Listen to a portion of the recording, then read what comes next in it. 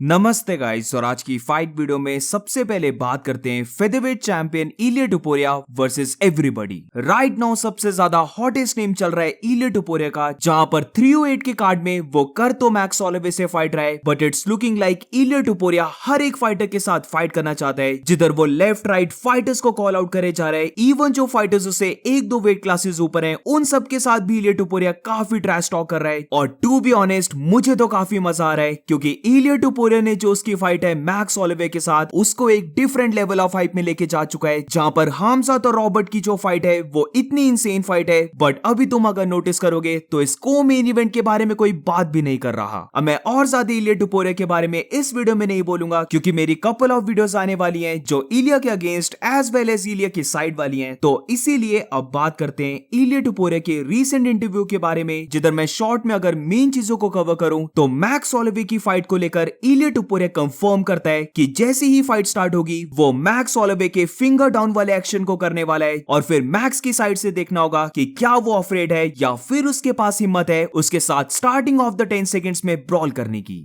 Max Holloway के बारे में इलिया टुपुरिया ये भी कहता है कि फॉर श्योर वो मैक्स होलोवे को राउंड 1 में ही नॉकआउट करने वाला है, जहां पर सबसे पहले तो वो ये कहता है कि अगर गलती से भी मैक्स होलोवे उसके साथ पहले के 10 सेकंड्स में सेंटर ऑफ द ऑक्टेगन में उसके साथ मीट करता है, यानी कि ब्रॉल करने लग पड़ता है, तो फिर वो डेफिनेटली मैक्स होलोवे को नॉकआउट करने वाला है। जहां पर ओवरऑल भी उसे लगता है कि not only for him but सारे ही फाइटर्स के लिए मैक्स होलोवे एक ज्यादा इजी फाइट है as compared to Alexander Volkanovski. Alexander ने मैक्स के साथ 3 फाइट्स की हैं, तीनों को वो विन किया है, जहां पर लास्ट फाइट तो वो डोमिनेटली विन किया था, तो इसीलिए उसे नहीं लगता कि मैक्स होलोवे उसके लिए एक ज्यादा टफ ओपोनेंट है। अब इसके बाद बात आती है लाइटवेट चैंपियन इस्लाम महाचेव की, जहां पर इलिया टुपुरिया का कहना था कि जब वो 308 के कार्ड में मैक्स होलोवे को नॉकआउट कर देगा तो फिर वो लाइटवेट डिवीजन में जाना चाहता है, जहां पर वो इस्लाम महाचेव के साथ फॉर द बेल्ट के लिए फाइट करना चाहता है। बट ये टोटली डिपेंड करता है यूएफसी के ऊपर, जहां पर अगर यूएफसी उसे अलाउ करती है तो वो डेफिनेटली फाइट करेगा,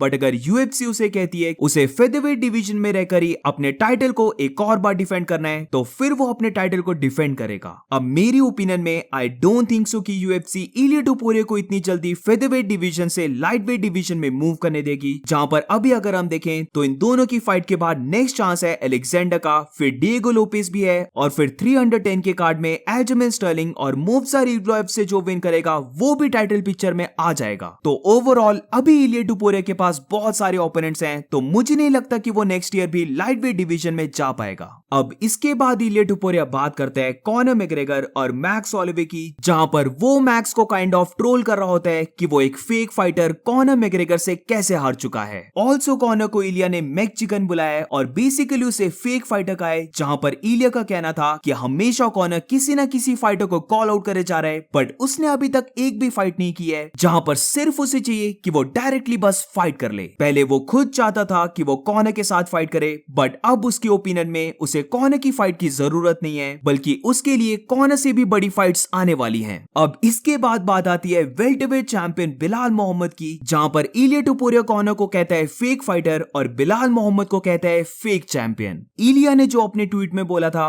वो सेम यहां पर बोलता है कि बिलाल ने अभी तक किसी को भी नॉकआउट नहीं किया है, उसने नॉकडाउन तक भी नहीं किया है, और उसके बारे में बोलने से पहले बिलाल को चाहिए कि वो एटलीस्ट किसी को तो फिनिश करे, मैन या फिर वुमेन ये मैटर नहीं करता। अब जैसे मैंने कहा कि इलिया टुपुरिया वर्सेस एवरीबॉडी, तो बेसिकली अगर तुम फाइटर्स की प्रिडिक्शन सुनोगे तो बहुत सारे फाइटर्स ने मैक्स होलोवे को पिक किया है विन करने के लिए। तो इसी के बारे में इलिया का कहना था कि जिसने भी उसके अगेंस्ट पिक किया है they all can fuck off, और जब वो फाइट में मैक्स होलोवे को बीट कर देगा तो उसके बाद अगर उनमें से कोई भी उसे फाइटर दिखा तो वो चाहता है कि वो फाइटर उसे हेलो तक भी ना बोले। जिन्होंने भी मैक्स होलोवे को पिक किया है वो सारे के सारे बम्स हैं। और अब moving on to the next update, तो अब बात करते हैं लाइटवेट फाइटर डस्टिन पोरियर के बारे में, जहां पर रिसेंटली डस्टिन का भी इंटरव्यू हुआ, जहां पर अपने इंटरव्यू में डस्टिन ने रिवील किया है कि जो उसने बोला था कि रिटायरमेंट से पहले वो एक लास्ट फाइट करेगा, तो अब उसका माइंड थोड़ा सा चेंज हो चुका है, जहां पर वो एक फाइट नहीं बल्कि अब 2 फाइट्स करेगा। वो नेक्स्ट ईयर के फर्स्ट क्वार्टर में फाइट करने वाला है, जहां पर ये फाइट वो लाइटवेट डिवीजन में करेगा, और वो पर्सनली चाहता है कि वो ट्रिलॉजी फाइट करे जस्टिन गेची के साथ। अब इसके बाद सेकंड फाइट यानी कि डस्टिन पोरियर की लास्ट फाइट, वेल वैसे तो इस फाइट को भी हम लास्ट फाइट नहीं बोल सकते, क्योंकि पहले भी डस्टिन बहुत बार बोल चुका है कि उसकी लास्ट फाइट होने वाली है, बट इट्स लुकिंग लाइक वो स्टिल फाइट करना चाहता जाता है। तो जो उसकी सेकंड फाइट है उसके बारे में डस्टिन का कहना था कि वो 170 पाउंड्स वेल्टरवेट डिवीजन में जाकर नेट डियाज के साथ रेडी है फाइट करने के लिए। अब काफी लोग यहाँ पर सोच रहे होंगे कि व्हाई नॉट कोबी कविंगटन, तो ये चीज मैं पहले भी बोल चुका हूँ और गारंटी मुझे ये बात पता है कि डस्टिन पोरियर कभी भी कोबी के साथ फाइट नहीं करेगा। कोबी कविंगटन डस्टिन या फिर उसकी फैमिली के बारे में कुछ भी बोले, आई डोंट थिंक सो कि डस्टिन पोरियर कोबी कविंगटन के साथ फाइट करने वाला है, क्योंकि ये बेसिकली उसके लिए एक बहुत ही बुरा मैचअप है और फॉर श्योर डस्टिन नहीं चाहेगा कि जैसे मास्विडाल के ऊपर कोबी की विन है वैसे कोबी की विन उसके ऊपर भी आ जाए। अब रिटायरमेंट ना लेने की बात चली है तो दो और ऐसे फाइटर्स हैं जिन्होंने ये कंफर्म कर दिया है कि वो यूएफसी से रिटायर नहीं हो रहे हैं। तो सबसे पहले ऑब्वियसली टोनी फर्ग्यूसन, जहां पर डिमिट्रियस जॉनसन की वीडियो में टोनी फर्ग्यूसन ये बोलता है कि वो स्टिल चाहता है फाइट करना और वो बेसिकली टू ओल्ड है रिटायरमेंट लेने के लिए। आज तक हमने फाइटर से सुना था कि वो बहुत ज्यादा ओल्ड हो चुका है और अब उसे रिटायरमेंट ले लेनी चाहिए, बट ये मैं पहली बार सुन रहा हूं जहां पर टोनी फर्ग्यूसन बोलता है कि वो टू ओल्ड है रिटायरमेंट लेने के लिए,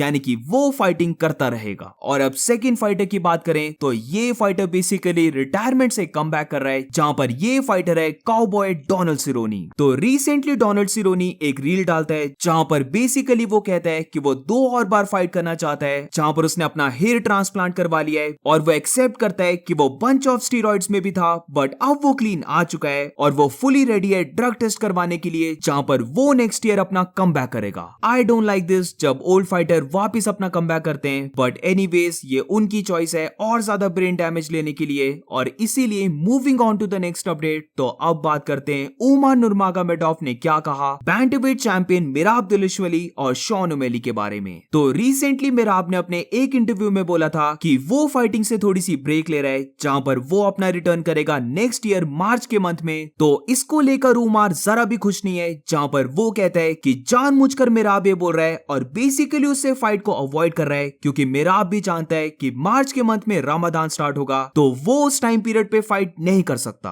तो अब उमर के पास क्या ऑप्शन है, तो इसके बारे में उमर का ये कहना था कि अगर ऐसा होता है कि मिराब मार्च के मंथ से पहले रेडी नहीं होता है फाइट करने के लिए, तो फिर वो दिसंबर या फिर जनवरी में किसी और फाइटर के साथ रेडी है फाइट करने के लिए। वो चाहता है कि वो अपने ब्रदर यानी कि हबीब नुरमागोमेडोव के रिकॉर्ड 29-0 को अचीव करे और उसके लिए अभी उसे 11 फाइट्स को विन करना है। तो इसीलिए अगर मिराब उसे टाइटल शॉट की अपॉर्चुनिटी नहीं देता है तो वो मिराब के लिए वेट नहीं करने वाला, बल्कि वो कंटिन्यूसली फाइट करता रहेगा और इवेंचुअली उसे टाइटल शॉट खुद ही मिल जाएगा। और अब इसके बाद शॉन ओमेली को एक बम फाइटर बुलाते हुए उमर का ये कहना था कि फाइट में शॉन ओमेली बस स्केयर था मिराब से, वो पूरी फाइट में मिराब से रन अवे कर रहा था, जहां पर मिराब उसके साथ जो भी कर सकता था उसने सब कुछ किया। वो उसे बैक में किस करता है, उसके साथ प्ले अराउंड करता है। तो शॉन ओमेली के पास अभी कोई राइट ही नहीं है ये बोलने की कि वो मिराब के साथ रीमैच को डिजर्व करता है। और अब moving on to the next update, तो अब बात करते हैं मिडिलवेट फाइटर हमजा चिमाएव के बारे में, जो UFC 308 की को मेन इवेंट में फाइट कर रहा है। तो जैसे मैंने वीडियो की स्टार्टिंग में बोला, अगर तुम अभी नोटिस करोगे तो हमजा तो रॉबर्ट विटेकर की कोई बात भी नहीं कर रहा। आई मीन इन दोनों की छोड़ो, पूरे ही कार्ड की कोई बात नहीं कर रहा। सिर्फ अभी टॉक्स चल रही हैं कि क्या इलिया टोपुरिया मैक्स होलोवे की आयरन चिन को ब्रेक कर सकता है, उसे नॉकआउट कर सकता है। बट डोंट वरी, मैं हमजात की अपडेट को कवर कर लेता हूं, जहां पर रिसेंटली हमजात ने शैडो बॉक्सिंग की वीडियो डाली है और यहां पर हम देख सकते हैं कि हमजा चिमाएव की स्ट्राइकिंग काफी ज्यादा फास्ट लग रही है।